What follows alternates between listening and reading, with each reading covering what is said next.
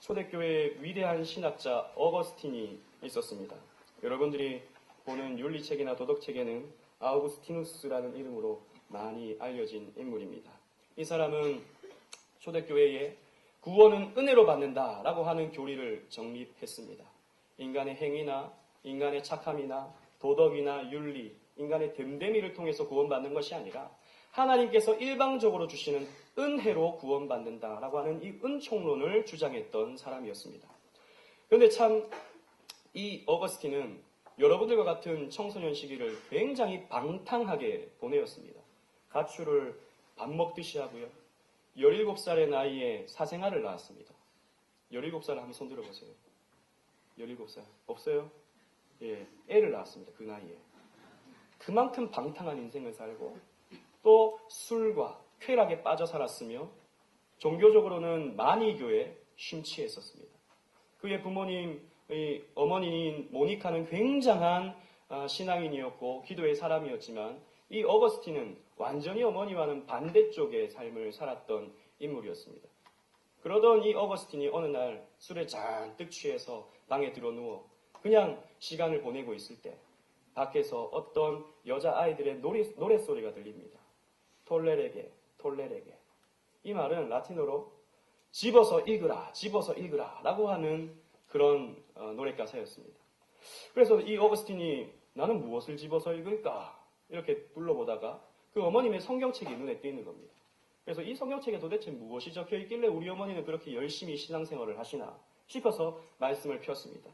그때 이 어거스틴의 눈에 띄었던 말씀이 바로 로마서 13장 13절 14절의 말씀입니다. 제가 읽어드리겠습니다. 낮에와 같이 단정히 행하고 방탕과 술 취하지 말며 음란과 호색하지 말며 쟁투와 시기하지 말고 오직 주 예수 그리스도로 옷 입고 정욕을 위하여 육신의 일을 도모하지 말라. 이 말에 어거스틴은 압도되어 버렸습니다. 그것이 단순한 글이 아닌 하나님께서 자신의 가슴을 파고들고 있다는 것을 느낌적으로 육감적으로 깨달을 수가 있었던 것입니다. 두려워서 떨면서 그 말씀을 읽어나갔습니다. 그리고는 완전히 변화된 삶을 이 어거스틴은 살게 되었습니다. 이로 인해서 어거스틴은 변화된 삶을 살고 믿음의 길을 걸으면서 아주 멋진 말, 아주 위대한 말을 했었는데 그 말이 라틴어로 펠릭스 쿨파라는 말입니다. 이 펠릭스 쿨파, 이 말은 오 복된 죄여라는 말입니다. 참 말이 역설적이죠. 죄는 하나님께서 싫어하시는 것입니다. 하나님께서 경멸하시는 것이 죄입니다. 그러함에도 불구하고 이 어거스틴은 오 복된 죄여라고 하는 이해할 수 없는 말을 했던 것입니다. 왜 그렇겠습니까? 자신이 예전에 지었던 청소년기에 지었던 그 수많은 죄들이 그리고 또 젊었을 때 허랑방탕하게 지냈던 그 과거가 자신의 죄를 크게 용서해 주신 많이 용서해 주신 하나님을 더 크게 체험할 수 있는 더 큰 은혜를 받아 누릴 수 있는 도구로서 하나님께서 사용하셨구나. 그래서 오 복된 죄여라고 하는 말을 했던 것입니다. 나 같은 사람도 구원하십니까? 나같이 타락한 사람도 구원하십니까? 나같이 이기적인 사람도 구원하십니까? 나같이 욕심 많은 사람도 구원하십니까? 어떻게 나를 구원하십니까? 내가 그렇게 죄가 많은데. 그런데 그 큰 죄도 이렇게 용서해 주시니 이 은혜는 더 큽니다. 라고 오 펠릭스 쿨파라는 말을 했던 것입니다. 여러분 이 말은 중생받은 사람만 이해할 수 있습니다. 은혜 받은 사람만 이해할 수 있다는 것입니다. 세상 사람들은 도무지 이해할 수가 없어요. 하나님은 우리의 죄까지도 사용하셔서 우리의 구원의 도구로서 사용하십니다. 하나님은 우리의 죄까지도 그것을 선으로 바꾸사 당신의 구속사역을 이루어 가시는 것입니다. 죄뿐만 아니라 우리의 연약함, 우리의 부족함, 우리의 실패, 우리의 상처, 우리의 고난, 우리의 고통, 이 모든 것들도 사용하셔서 우리의 구원을 이루어 가십니다. 여러분 본문에 요셉의 말입니다. 요셉은 형들의 미움과 시기와 질투 속에서 미디안의 상인들에 팔려가 버렸습니다. 그래서 보디발의 집에서 가정 총무로 있었습니다. 근데 여러분들 잘 아시다시피 이 보디발의 집에서 이 보디발의 아내가 이 요셉을 유혹합니다. 오늘 하룻밤만 동침하자. 남편이 없다. 동침하자. 라고 했을 때 이 요셉은 내가 어떻게 하나님께 득죄하리까? 라고 하면서 도망가 버렸습니다. 그럴 때 이 보디발의 아내가 저 남자가 나를 겁탈하려고 했다. 라고 하는 모함을 뒤집어 씌워서 감옥에 갇히게 됩니다. 이 감옥에서 누구를 만납니까? 떡 맡은 관원장, 술 맡은 관원장을 만나게 됩니다. 그러다가 이 떡 맡은 관원장의 꿈도 풀어주고 술 맡은 관원장의 꿈도 풀어줍니다. 당신은 곧 죽을 것이요. 그러나 술 맡은 관원장 당신은 복직이 되어서 왕에게 술을 따르는 사람이 될 것이요. 라고 이렇게 말을 해줍니다. 그것이 또 기회가 되어져서 나중에 애굽의 총리까지 되지 않습니까? 만약 형들의 미움과 시기와 질투, 이 살인미수의 범죄가 없었다면 요셉은 애굽의 총리가 될 수 없었습니다. 애굽의 총리가 될 수 없었다면 자기의 형제들, 자기의 가족들을 구원해낼 수도 없었을 것입니다. 하나님은 이런 요셉의 형제들의 죄, 분명히 죄입니다. 동생을 미워하고 동생을 시기하고 종으로 팔아버린 것은 분명히 하나님께서 싫어하시는 죄입니다. 그러함에도 불구하고 하나님은 그 죄를, 그 악을 선으로 바꾸셔서 이스라엘 백성들을 구원해내시는 도구로 사용하시더라라는 것입니다. 위대하신 하나님의 섭리입니다. 위대하신 하나님의 역사입니다. 여러분, 누구도 하나님의 구속사를 거스릴 수가 없어요. 하나님께서 여러분들을 선택하셨다면, 하나님이 여러분들을 구원하시기로 작정하셨다면 그 어떤 방해가 있다 하더라도, 그 어떤 여러분들의 저항이 있더라도 그것은 아무런 효과가 없습니다. 하나님이 한번 구원하시기로 작정하면 그 영혼은 반드시 구원받을 수밖에 없는 것입니다. 하나님의 구속사는 반드시 성취되고 하나의 오차도 없이 완벽하게 이루어 갑니다. 여러분들이 지어놓은 그 죄까지도, 여러분들이 가지고 있는 그 연약함, 부족함, 아픔, 상처, 고통, 그 모든 것까지도 하나님은 사용하셔서 여러분들의 구원을 이루어 가는 것입니다. 여러분, 우리나라에 이 일제시대가 없었다면, 신사참배의 강요가 없었다면 이것은 반인륜적 범죄입니다. 일본의 반인륜적 범죄입니다. 그러나 이 신사참배의 강요가 없었다면 고려파 신앙은 없습니다. 여러분, 한국전쟁, 이건 정말 인간의 악이 어디까지 다다를 수 있는가를 보여주는 전쟁이었습니다. 그러나 이 한국전쟁이 없었다면 SFC 운동은 없습니다. 하나님은 당신의 진리 운동을 위해서 일제강점기도 사용하시고 전쟁도 사용하시는 분이신 것입니다. 마찬가지로 우리의 삶에도 나타나는 여러 가지의 아픔들, 문제들, 여러분들의 삶에 드러나는 부족함들, 그런 것들을 하나님께서는 다 사용해 주셔서 여러분들의 구원을 완벽하게 이루어 주시고 하나님을 더 잘 알 수 있게 하시고 교회 생활을 더 잘 할 수 있도록 인도해 주시는 것입니다. 여기서 생기는 문제가 있습니다. 여기서 생기는 질문이 있습니다. 그러면 목사님, 하나님이 우리의 죄까지도 선으로 바꾸신다면 그러면 저 그냥 죄 지어도 되겠네요? 아무런 반응이 없네요. 졸립니까? 자, 어깨 한번 탁 세우고 허리 탁 90도 각도 딱 맞춰서, 여러분 부흥회인데 그죠? 아멘 소리도 좀 크게 하시고 좀 눈을 좀 초롱초롱하게 떠가지고 말씀 잘 듣고 있습니다라는 표현을 좀 보여주세요. 보니까 약간 좀 어젯밤에 한 2시, 3시까지 놀다가 그냥 자버렸다가 겨우 깬 그런 모습도 보이는데 집중을 좀 해주시기 바랍니다. 그럼 나 그냥 죄 지어도 되겠네. 괜히 그러면 나 이때까지 죄 안 지으려고 엄청 노력했네. 술도 조금 마시고, 그리고 뭐 이성 교제도 좀 진하게 좀 하고, 가지 말라는 데 또 한번 가보고, 어차피 하나님 그 모든 것들 선으로 바꾸셔서 나의 구원에 이용하실 테니까 마음 편하게 그냥 막 살아도 되겠네. 이런 생각이 혹시 드십니까? 그런 생각이 여러분들의 마음속에 든다면 여러분 정말 죄인입니다. 정말 타락한 인생입니다. 그럼에도 불구하고 하나님은 여러분들을 구원하신다는 것이죠. 여러분, 정말 여러분들이 선택받은 자라면, 구원받기로 작정된 백성이라면 여러분들이 무슨 짓을 해도 하나님은 그것을 손으로 바꾸셔서 당신의 구원을 이루어 가실 것입니다. 하지만 진짜 구원의 은혜를 받은 사람은, 이 구원의 감격을 체험한 사람은, 하나님의 은혜로 거듭난 사람은 결코 막 살 수가 없습니다. 그냥 죄를 막 지을 수가 없어요. 로마서 6장 1절 2절 말씀에 그런즉 우리가 무슨 말을 하니요? 은혜를 더하게 하려고 죄에 더 거하겠느뇨?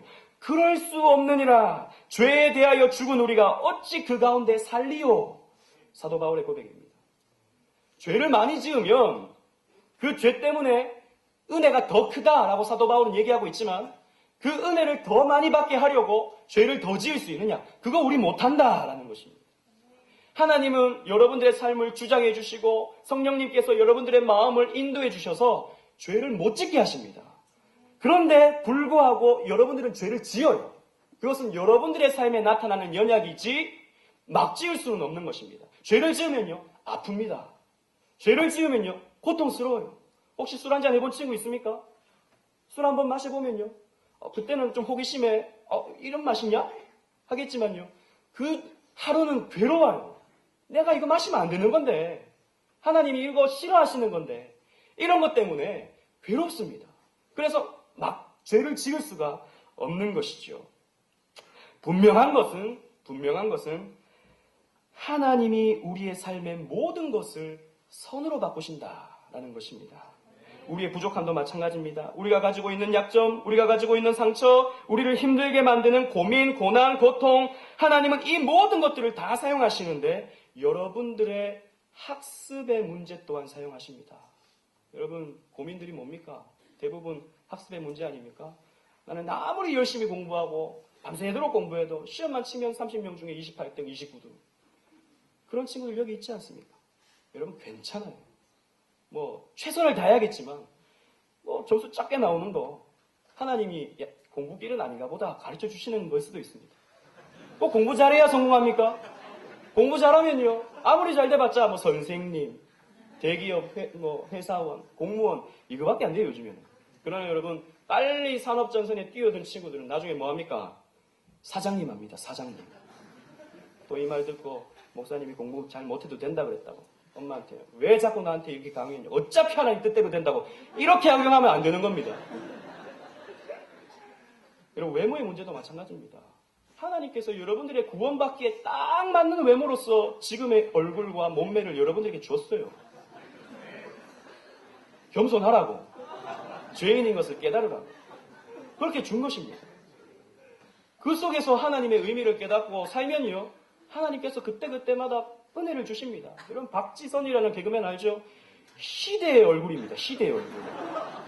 그러나 여러분, 그 얼굴이 희대의 개그맨을 만들어주는 겁니다. 그죠? 힘내세요. 힘내세요. 여러분, 여기에는 또 가정의 문제, 엄마 아빠가 싸워서 마음에 큰 상처가 있는 운동원들, 또 이혼을 해서 그것이 마음이 아픈 친구들, 경제적 문제로 고민하는 많은 운동원들이 있을 것입니다. 그러나 여러분, 낙심하지 마십시오. 하나님은 그러한 고통스러운 문제들로 여러분들을 더 기도하게 만드시고 더 하나님을 바라보는 자로 만들어 가실 것입니다. 감당하기는 힘들지만 이 어려움을 지나고 나면 더 강해지고 더 단련되어진 모습으로 여러분들은 하나님 앞에 서게 될 것입니다. 지난해 우리 교회는 또 몹시 힘든 시기를 지났습니다. 교회에 큰 상처가 났습니다. 그러나 여러분, 하나님은 이것까지도 사용하셔서 교회를 더 단단하게 하고 더 건강하게 하고 더 일치단결하여서 하나님의 구속사를 이루는데 하나님께서 그 아픔, 상처까지도 사용하실 줄로 믿으시기를 바랍니다. 그래서 사도 바울은 이렇게 고백합니다. 로마서 8장 28절 말씀에 우리가 알거니와 하나님을 사랑하는 자, 곧 그 뜻대로 부르심을 입은 자들에게는 모든 것이 합력하여 선을 이루느니라. 즉 좋은 일도 나쁜 일도 슬픈 일도 기쁜 일도 그 모든 것들이 합력하여 나의 선, 나의 구원, 나의 행복을 이루어 가신다라는 것입니다. 여러분, 제가 알고 있는 저희 교구의 어느 집사님이 작년 연말에 교통사고를 당했습니다. 경미한 교통사고였습니다. 다리가 조금 골절이 있는 그런 교통사고였습니다.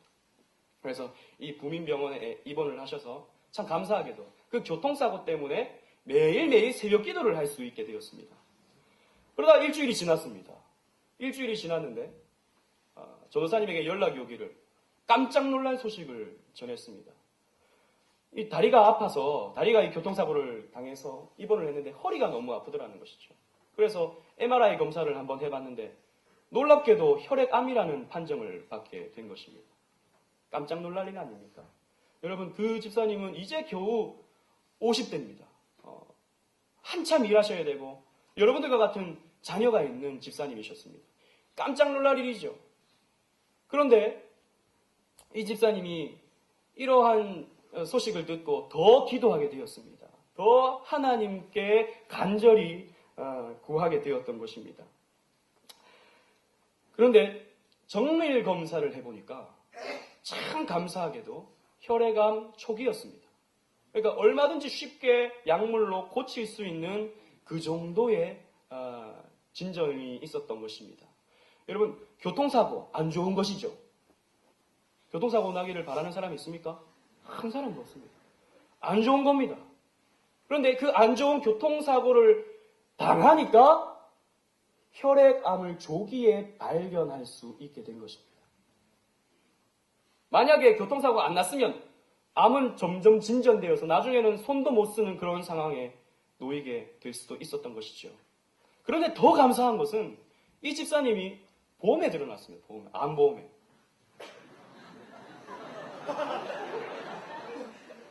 하늘에서 돈이 뚝 떨어지는 거예요. 더 놀라운 것은요, 이 집사님의 병을 치료하는 병원에서 이번에 새로운 약이 개발됐는데 이거 아직 시중에 나오진 못했습니다. 그래서 지금 약간 임상 실험 단계에 있는데 아주 훌륭한 교수님이 아주 대단한 병원인데 이번에 한번 이 약물을 한번 사용해 보시죠. 그러면 아주 싸게 거의 무료에 가깝게 치료해 드리겠습니다. 이렇게 한 겁니다. 돈도 안 들었어요. 돈도 안 들고 보험금 떨어지고 하나님 더 찾게 되고 할렐루야 하게 되니까 이 얼마나 큰 은혜입니까? 그래서 그 집사님이 그 받은 보험금 약 1,000만 원이나 되는 그 보험금을 하나님께 교육관과 헌당 헌금으로 드렸습니다. 이번에 교통사고 하나가 그렇게 하나님께서 주시는 축복을 경험할 수 있는 도구로서 하나님 사용하시더라는 것이죠. 혈액암 무시무시한 말입니다. 암이라는 말 자체가 무시무시한 말입니다. 그러나 하나님은 그러한 암까지도 사용하셔서 당신의 택자의 성화에 사용하시더라라는 것입니다. 여러분, 우리 삶에 나타나는 그 어떤 부정적인 것들도 하나님은 손으로 바꾸셔서 우리의 삶을 좋은 길로, 의의 길로, 구원의 길로 인도하십니다. 왜 그렇습니까? 원래 우리는 죄인이에요. 우리의 그 죄 때문에 우리는 아파야 하는 게 정상이고 우리는 고통을 받아야 하는 것이 정상이고 그 상처로 신음해야 되는 것이 원래 우리들입니다. 그러함에도 불구하고 우리의 삶에는 더 이상 이런 고통과 아픔과 상처와 고난이 없는 이유는 예수님께서 지난 2000년 전에 우리의 모든 고통, 우리의 모든 상처, 우리의 모든 아픔, 우리의 모든 눈물 다 뒤집어 쓰시고 십자가에서 도말해 주심으로 말미암아 이제는 우리에게 더 이상 그런 고통이 없는 것입니다. 이제는 우리에게 있어서 더 이상 아픔은 없는 것입니다. 상처는 없는 것입니다. 잠깐 경험하게 되는 그런 아픔과 고통과 상처는 있지만 그것은 결코 상처와 아픔과 고통으로 끝나는 것이 아닙니다. 하나님은 그런 상처와 고통, 아픔을 선으로 바꾸셔서 우리를 행복하게 만들어 가실 것입니다. 그래서 상처는 우리 것이 아닙니다. 고통은 우리의 것이 아니에요. 근심, 염려, 걱정 우리 것이 아닙니다. 모든 것을 합력하여 선을 이루실 하나님을 바라보면 그것조차도 우리는 행복으로 받아들일 수가 있게 되는 것입니다. 로마서 8장 1절 2절 말씀에 그러므로 이제 그리스도 예수 안에 있는 자들에게는 결코 정죄함이 없나니 이는 그리스도 예수 안에 있는 생명의 성령의 법이 죄와 사망의 법에서 너를 해방하였습니다. 우리는 해방된 존재인 것입니다. 우리는 더 이상 그런 아픔과 염려, 근심, 걱정, 고통, 상처, 신음 여기에서 해방된 존재인 것입니다. 문제는 우리가 그런 믿음이 없습니다. 그렇게 하나님께 모든 것을 맡겨버리고 그렇게 절대 주권을 가지신 하나님을 온전히 의지하려고 하는 믿음이 없기 때문에 쉽게 낙심하고 쉽게 아파하고 쉽게 근심하는 것입니다. 여러분, 믿음을 가지십시오. 여러분, 그 요셉의 형들의 죄까지도, 그 아픔까지도, 그 힘겨움까지도 선으로 바꾸셔서 당신의 구원을 이루어 가시는, 결국으로 축복을 허락하시는 그 하나님을 여러분 분명하게 믿으십시오. 그러면요, 우리에겐 염려가 없습니다. 그래서 사도 바울은 데살로니가 교회에 편지 보내면서 항상 기뻐하라 라고 말할 수 있는 것입니다. 쉬지 말고 기도하라 라고 말할 수 있는 것입니다. 범사에 감사하라 라고 말할 수 있는 것입니다. 이 범사라는 말은 모든 일들을 말하는 것이죠. 그것이 아픔이라면, 그것이 힘겨움이라면 그것조차도 감사하라. 왜? 하나님은 그것을 선으로 바꾸셔서 여러분들에게 유익을 줄 것이기 때문입니다.